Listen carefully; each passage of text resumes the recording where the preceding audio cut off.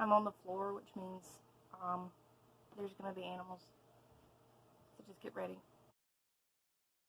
I have a squirt ball ready because they love trees, especially fake ones that they can chew and bite and break their teeth on. And I thought the fireplace would really be nice, like, aesthetically, and Nimoy certainly enjoys it. But, like, I'm burning up. So we may have to sacrifice aesthetics today. I know, it hurts my heart too. I have been gone. I have not been here. And if you're wondering why I have not been here and why I have not made a new video in what feels like a month, it's because of finals. It's because of finals. It's because the block scheduling has us finishing all our classes before Thanksgiving, so everyone made their projects due the week before finals so they could grade papers in enough time. It makes sense. It's logical. I get it, but like my mental health suffered. So let me just really briefly mention the books that I read that I have not accounted for. I've never filmed. That's a lie. I filmed a part 2 to Fortnite Frights. I just never edited it and posted it because I had so much other crap to do. There literally was not time to edit and post a video.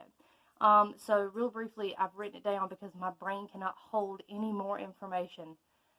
None. The stuff that I read that I did not account for. I read The Mask of the Red Death by Edgar Allan Poe. Really short, really cool.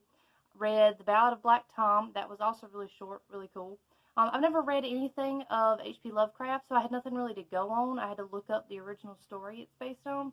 But I really like the story itself. I wish it had been more about, like, Black Tom in the back half, but I understand why. I read Pan's Labyrinth, and it made me cry.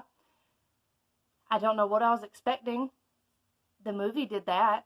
I reread Cycle of a Werewolf, which is a Stephen King book, and I know I said this in the recorded Fortnite Frights video that I'm probably not going to post, but my main issue with Cycle of the Werewolf, it's really cool. It's written 1 month at a time, and a werewolf is attacking a small town. And it's got illustrations. It's really neat. My issue with the Cycle of a Werewolf is that it ruins the page turn scare that most graphic novels and comics have mastered, in that you get the illustration for the big thing that happens in that section before it happens.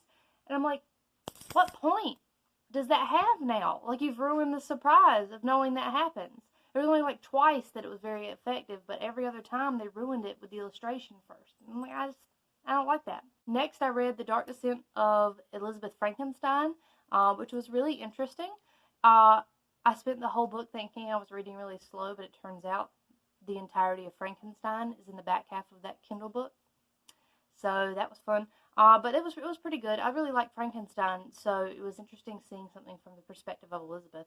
I also read an arc of A Universe of Wishes. I have not been approved for a lot of arcs, and I'm kind of sad about it because I have a 100% score, and I'm pretty much guaranteed to talk about the book, like, on Goodreads and here, and I still can't get approved for anything I want to get approved for. I read Namesake, too. I actually got to read the sequel to Fable, but that's about it. Like, no one has been approving me for anything. A Universe of Wishes is a diverse book about wishes. It's actually really, really good, but I have a Goodreads review for that, and I'll do an ARC video where I talk about it. Next, I finished an audiobook of Mexican Gothic, which was really good. I actually really enjoyed that a lot. So, I think I'll start another one soon, but I'll get into that in the second half of the video. And then I just finished last night His Hideous Heart, which is a recent anthology release of stories based on Edgar Allan Poe's poems and short stories. And it was really good. I can see myself using some of those, like, with Edgar Allan Poe stories in a classroom, because it's like A Universe of Wishes. It's more diverse subject matter, and I really like what they did with the original source material. I mean, I'm a Poe fan, but they did some really cool stuff with it. The next thing I want to talk about in this video is what I plan to read over the winter break. Now, because our school did what they did with winter break, I have from now, or I got out on like the 18th, I have from the 18th to January 20th is technically winter break. Now, I'm not lucky like some folks. I have to spend the entire winter break developing a lesson plan, like unit, that I will be teaching in February, because I didn't have a placement until October. And that's another reason I got real busy. I had to go to a placement every week, which is great. But I'm slowly coming to the realization that they're going to trust me to be around children from 7 to 3 every day and teach them literature. And I'm having a little bit of imposter syndrome right now. So that's fun. So I have 2 months to read. But I also have this really big goal because I am a big dumb idiot. And I have 81 books that I have read this year. And that's so close to 100 that I kind of want to read all these books before January.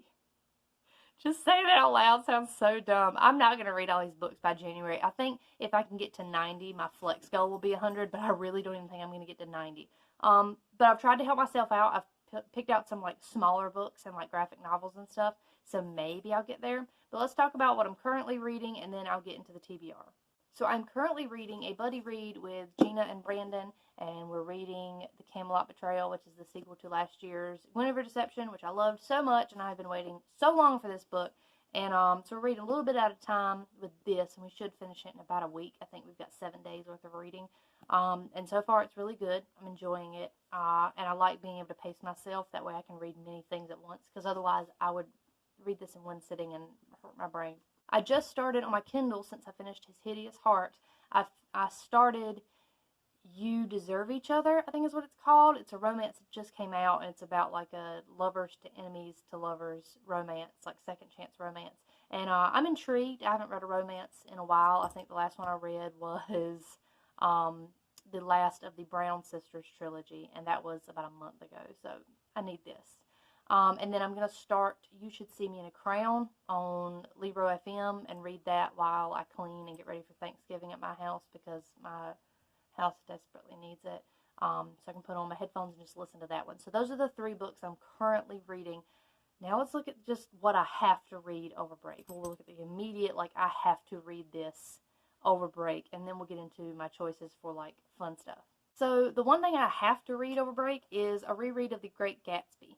I just read this in the spring, but this is what I'm teaching my unit on. I'm teaching a Great Gatsby, like 3-week unit. We're going to go really slow through here because the kids don't like to read, so I'll read to them. And, you know, I'm hoping to involve plenty of like videos and examples of stuff.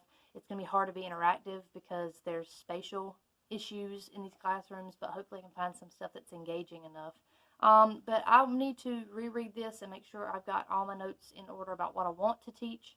And then because I'm reading that, I thought I'd go ahead and read No One Is Coming to Save Us, which is a retelling of The Great Gatsby, but it places it in North Carolina and from the point of view of an African-American family. So I'm really intrigued to read this. I was talking with my placement teacher and was telling her about Foul is Fair, you know, the retelling of Macbeth, because I just developed a Macbeth unit. And I was like, yes, these high school girls that take revenge on these guys who assault one of their friends at a party, and they like go around murdering folks. And she's like, oh, my kids would be so into that. And it got me thinking, like, I didn't necessarily like Foul is Fair. I thought the writing was a bit weird, and it ended kind of, you know, it was kind of a letdown, but like it had parts that were really good. But it really goes to show that you shouldn't like discourage that kind of reading in your teens, because like if my students liked Foul is Fair, then I should be able to bring it to class, like, hey, you liked the idea of Macbeth? Here it is in high school. Even if I don't like it, someone may love it, and that gets them into reading. So I've after this semester, I've really started noticing like where my biases are on what I do and do not like to read, and trying not to tell them to students. That way it doesn't discourage them if they like that. So now let's look at the like short things that I want to read that I can hopefully get closer to 100. I'm not going to reach 100, but I'm going to try. So the first thing is I want to reread What My Mother Doesn't Know, and then read the sequel, What My Girlfriend Doesn't Know. This is by Sonia Sones.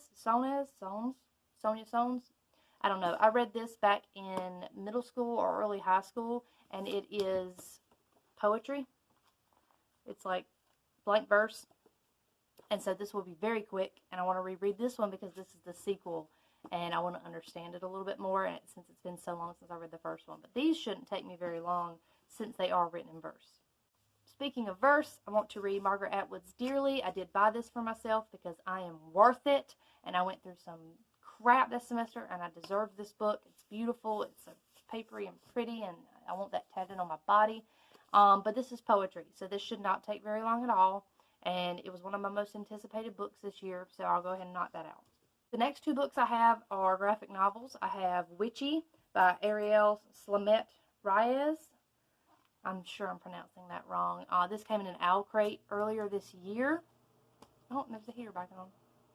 And then I want to read Nimona by Noelle Stevenson. I've had this for a while. I got it like on sale, and you know, I think I paid like 50 cents for it. It's a $13 book, so not bad.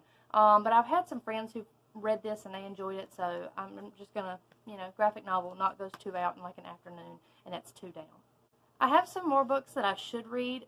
These will probably be pushed off to the very end because they are very threatening to my mental health. And if I pick them up, I'm going to feel so bad if I don't read them that I'm probably going to put them off. And it sucks because they're also my most anticipated. And if you watched my like halfway through the year like tag, which feels like I made it forever ago, some of these are mentioned as books that I need to finish by the end of the year. This is one of my most anticipated. It's The Invisible Life of Addie LaRue. I really have got to read this because there's only so many months that I can escape spoilers when it just came out for like the general public in November. Like, I need to read this before somebody tells me what it's about. I need to finish A Heart So Fierce and Broken. The 3rd book comes out like early next year, so I need to get this completely done. I need to read this and be finished with it, but it's a big boy. So, and then speaking of big boys that I will probably not finish, but definitely need to finish because it's been out so long, The King of Crows. This was so anticipated. I was so excited to get it, and then school happened, and then I never picked it up this summer. So I've really got to read this. Now, do I think I will finish this huge, huge book over winter break? Absolutely not. I am not stupid. But I would like to. I would like to finish it so I can say I was done with it. But these 2 books right here may be January reads. I don't see me pushing these through Christmas break, just because I don't have time with everything that's going on. I also need to finish Crier's War. I started this, I got a couple chapters in, and then I had a lot of like midterm projects that involved a lot of reading and writing and just time management, so I couldn't finish this, but I have started it and I hope to finish it. There's one more book that's on my Goodreads currently reading and has been there since like March, and that is Their Eyes Were Watching God. I'm about halfway through because I only read half of it and wrote a lesson plan for the first half of the book. It just didn't seem like I needed to finish it. But it was really good. I just had to go ahead and start the next book. Like, I couldn't, because we were reading a book a week, I couldn't stop and just, anyway. But anyway, I'm only halfway through Their Eyes Are Watching God, so I'd like to go ahead and knock that out and finish it. It was a really quick read, and I enjoyed it. But because of the time frame of finishing books, I didn't have time. I didn't have time to finish it. The next 2 books, I would really like to get to these. I know I'll finish one of them. I know I'll pick up this first one. But the second one's kind of a stretch goal. The first one is A Christmas Carol, and this is my ugly copy with the frog people on it. I have 3 gorgeous copies of Christmas Carol, and I asked for another one for Christmas because I'm incorrigible. But I'd really like to reread that one. It's been a while since I've read Christmas Carol around the Christmas season, and we couldn't put on Christmas Carol as a stage play this year. Usually every other year we do Christmas Carol with our local community theater, and no one's doing theater right now. So it kind of hurt my heart that we couldn't, understand why we aren't, but like just the idea of missing out on that community really made me sad. So I think I'll read Christmas Carol to kind of get myself back in the spirit. The next thing I want to read, I mentioned this a couple videos ago, I really want to reread Wicked. It's been a while. I read it for the first time around Christmas. Oh gosh, back when I was in high school, and I really enjoyed it, and I read it like every year after that, but I just don't know if I have time. I want to. I really want to read this, but that is, again, kind of a stretch goal. I'm going to get those smaller ones done, and then we'll see what happens. If I could get to 90 books this year, I will feel like I did something. For someone who doesn't read a lot of comics and graphic novels, I made most of those numbers up in spring with my comics and graphic novels class, because that was like 20 books. It was so many books. And then I've read a lot of plays, and those don't take a lot of time. So I feel good about the amount that I have read, but I'm hoping I can get, a decent amount of this stack done I don't see this altering any. I think this is plenty to pull from. And I don't know. I'd like to say I'd hope I'll post more over the next 2 months, but I really don't think I will. Like I said, I'm developing a full unit for The Great Gatsby, so that's going to take up a lot of my time. But that's what I'm going to read. I think I'll have another ARC video out in the next month. I think I'm going to wait till December. Maybe NetGalley will throw me a bone. If they send me an ARC, then I'll, move around my TBR and put that on there because I like to prioritize those. But I didn't read that many since the last posting, so we'll see. Anyway, that's the video. I don't really know how to end it. I never know how to end these things. Bye. You'd think after like a year and a half of these, I would write a script and at least try to know like an outline of what I'm going to say. But I literally thought about this video and recording it, and I thought, no scripts. We crash and burn like men. And here we are.